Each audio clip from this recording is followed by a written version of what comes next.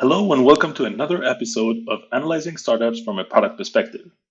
This week we're going to talk about Gamma, a product that aims to revolutionize the way we create presentations. Gamma have just won the Product of the Day on Product Hunt.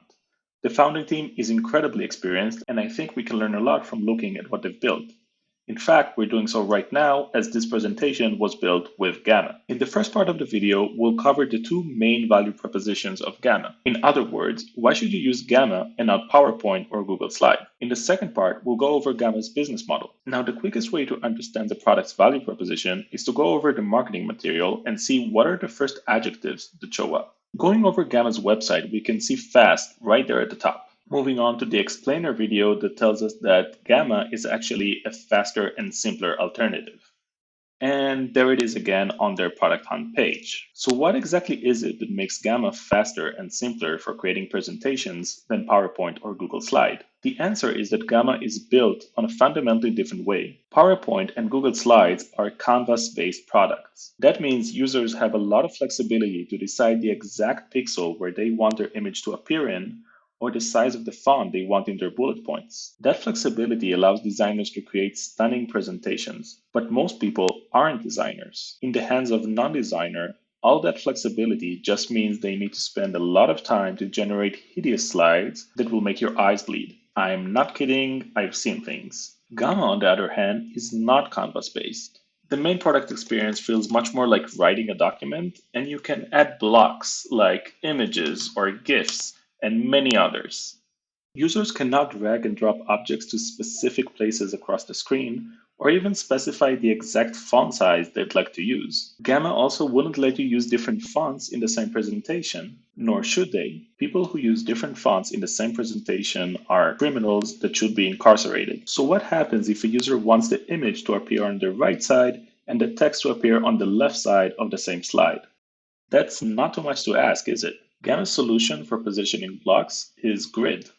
Yes, just like in CSS. The grid is basically a table that splits the slide to multiple parts so you can position your block in different parts of that slide. Now, I'm really curious to see how users will react to this solution. Grids are very familiar to front-end developers, but I'm not sure they'll be intuitive for the majority of Gamma's users. Personally, though, after playing around a bit with Gamma, I have to say the team executed beautifully on their value proposition. I created a lot of presentations and would consider myself above average in my Google Slides proficiency, and yet using Gamma, I'm able to create presentations faster and the result is actually better looking. I'm assuming the value would be even greater for people who are less proficient in Canvas-based presentation tools. Okay, so far we've been talking about Gamma's first value proposition, fast and simple presentation creation. Now let's move on to Gamma's second value proposition, which is much less straightforward, but not less important. We can start by seeing how Gamma communicates that value proposition, but I can tell you right now, they're not doing a very good job at it. So going back to Gamma's website, on the top, right next to fast, we can see they mention flexible. That's odd, isn't it? Gamma is fast precisely because it's not flexible, so what are they talking about? Let's keep on reading. Look at that. Present like a deck, share like a doc. Here's what I think they're trying to convey. Imagine a startup founder that builds a deck to present to potential investors in a meeting. If the founder wants to captivate the investors' attention, the deck needs to be incredibly minimalistic. Too many details in the deck, and investors will find themselves reading what's on the screen rather than listening to what the founder says. All right, fair enough, but what happens at the end of the meeting when one of the dazzled investors asks the founder to send over the deck so she can share it with her colleagues? A minimalistic deck will probably be very hard to understand as it only contains inspirational photos from Google. The important details were communicated verbally by the founder at the meeting. That may sound like a very specific problem, but it's not limited to startup founders. The same thing happens to salespeople who share presentations after finishing a call with a lead, or even people who work in big companies that suddenly realize that the presentation they've created is now being passed around in the company. All of these people share the same problem. How do you create a presentation that is both minimalistic for presenting in person and comprehensive enough to be consumed without any further explanation? Gamma's second value proposition, then, is a presentation with rabbit holes. A presentation you can literally double click on to get much more information and details. Gamma achieves this with two features. The first and less important one is good old footnote. This is not that different from a regular footnote in tools like Google Slides, with the notable difference that the footnote content will be visible only when hovering on it, as opposed to a small text at the bottom of the screen that disrupts the presentation. The second feature is nested cards. With Gamma, a user can include slides within slides. The content in these nested slides will be only fully visible when clicked on. Nested cards have all the capabilities of a regular slide, such as including videos or even embedded websites. And most importantly, the cards expand to the content, so there's no limit on the amount of context you can include in that rabbit hole. Can you include a nested card within a nested card? Yes, you can. Here's the entire script of Inception. Going back to our startup deck example, imagine a minimalistic slide that includes almost nothing else than a hockey stick graph.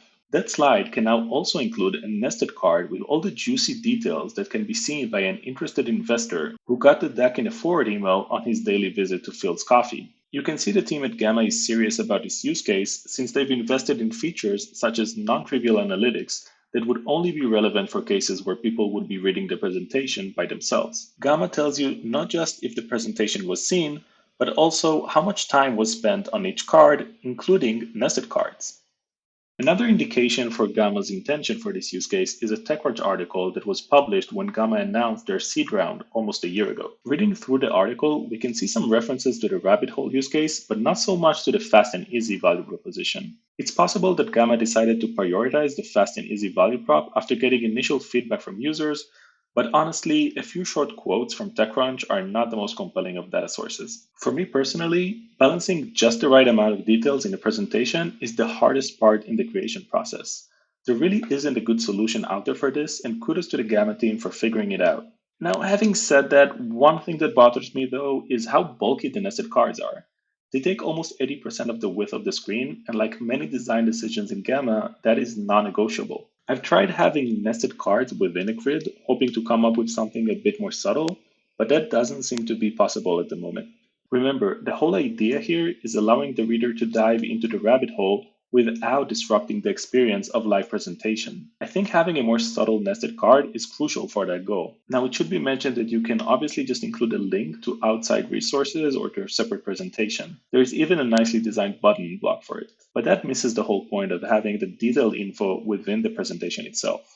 I think the Gamma team understands the value, and that's why they invested a lot of effort in being able to embed information from a lot of other places into the presentation. Having so many integrations in such an early stage is an indication that Gamma definitely doesn't want us to provide context by simply linking to other resources. So far, the best solution I could find is storing all the nested card in the last card of the presentation that will be titled something like resources, and then posting links to the nested card in the appropriate place, as the links are much smaller. But that means the reader will get out of flow when navigating to the nested card at the end of the presentation. Plus, the long resource slide doesn't look too professional. Now that we get Gamma's two value propositions, let's examine the business aspect of the company. First, we need to ask ourselves, how is Gamma planning on making money? At first glance, this might seem like a daunting task. If you're creating a presentation tool, you're competing against giants like Google and Microsoft that dominate the market. Moreover, the popular presentation tools are included as suites sold by those tech giants along with many other productivity tools like Google Doc or Excel. Gamma can't realistically hope to replace those Office suites, but is rather aiming to live alongside them. In other words, Gamma is basically offering a paid alternative to free and incredibly popular tools, which people already know more or less how to use. Did I mention how daunting this task is? Difficult as it may be, there are precedents for this type of businesses. Superhuman is an example of a paid email client that competes with Gmail, which is available for free. More specifically, we can look at Prezi, which built a very big business with a presentation building tool. These precedents tell us that it can be done, but how specifically is Gamma planning on winning a share of this market? Looking at Gamma's pricing page, it seems like the pay tier, which is also currently free, is mostly for organizations that have multiple users and would need to start being more organized by having presentations in different subdomains or control who can see what in their organization. It seems like the classic product-led growth approach where you build a free product that users love and grow organically in their org. By the time that org is going to feel the limitations of the free plan, you already have a group of dedicated users who make the purchasing decision easy. Okay, so we get that growing fast is going to be crucial to Gamma's plan. The nice thing about presentation tools is that the presentations are meant to be, well, presented. It could be in a live presentation or shared as a link, but in both cases, the whole purpose of the presentation is for other people to see it. That means Gamma's users will be exposing other people to Gamma just by their natural use of the product. Some of the people that will be exposed to Gamma will turn to users themselves and will then share their own presentations, exposing even more people to Gamma. That baked-in virality is extremely important since, as we've seen, Gamma probably isn't planning on getting rich from individual usage. The rate of adoption within the org is crucial to Gamma's business plan. If we look closely at the founding team at Gamma, it's perhaps not surprising to see that many of them used to work at Optimizely, a company that was one of the pioneers of product-led growth. To summarize quickly, Gamma is building an incredibly interesting product with a very ambitious goal of changing how we make presentations. It will be very interesting to follow them on their journey. All right, folks, that's all for today. If you liked the video, please consider liking and subscribing. I'll see you next time. Bye-bye.